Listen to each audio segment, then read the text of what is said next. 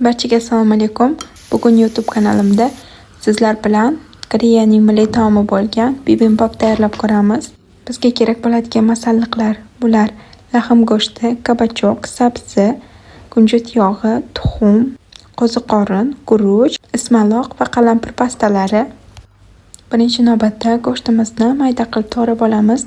Men bu retseptni juda ko'p koreys blogerlar yurgizadigan kanallarni ko'rib, barcha retseptlarni jamlagan holda tayyorladim. Go'shtimizni bu usulda qilingan marinovka menga juda ham yoqdi. Albatta tayyorlab ko'ringlar. Bu uchun bizga kerak bo'lgan 1 qoshiq asal, 1 qoshiq kunjut yog'i va 1 qoshiq soya. Hammasini yaxshilab aralashtirib va ozgina tuz solib bir chekkaga olib qo'yarkanmiz. Kabachokimizni po'stlog'ini shunaqa qilib achlab oldim. Po'stlog'ini achlab bo'lganimizdan keyin yana shunaqa qilib davom ettirarkanmiz, chunki bizga o'rtasidagi urug' joyi kerak emas. Urug' joydan osongina xalos bo'lish uchun ham shunaqa qilib to'g'rab olar ekanmiz.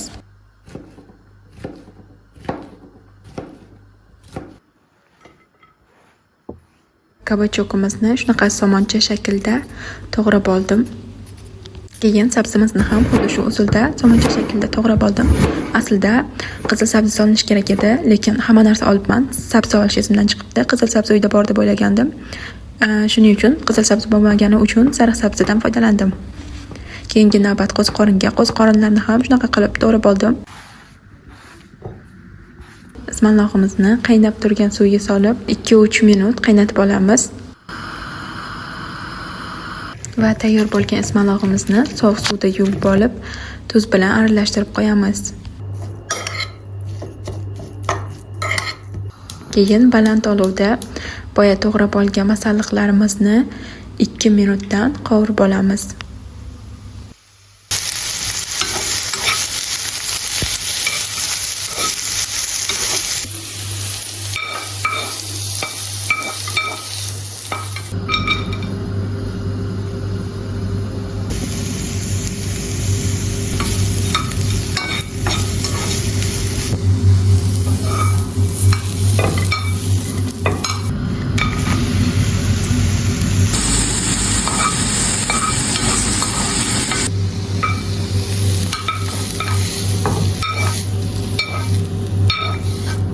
Go'shtimizni skоворodkaga yog' solmasdan pishirib olamiz.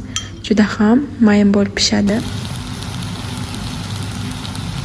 Hamma masalliqlarimizni pishirib oldik. Endi navbat tuxumimizga.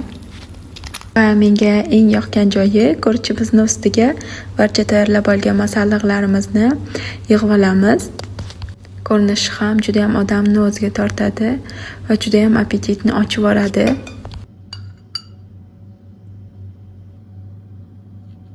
Barcha masalliqlarimizni gochujjan deb ataladigan chili pastasi va kunjut yog'i bilan yaxshilab aralashtirib olamiz.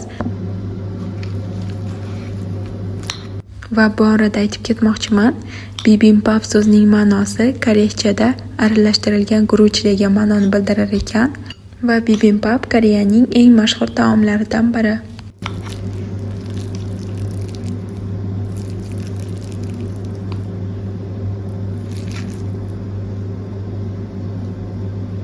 Nori bilan ham yeb ko'rdim. Nori bilan ham juda ham zo'r ketarkan. Nori yaxshi ko'ruvchilarga albatta tavsiya qilaman.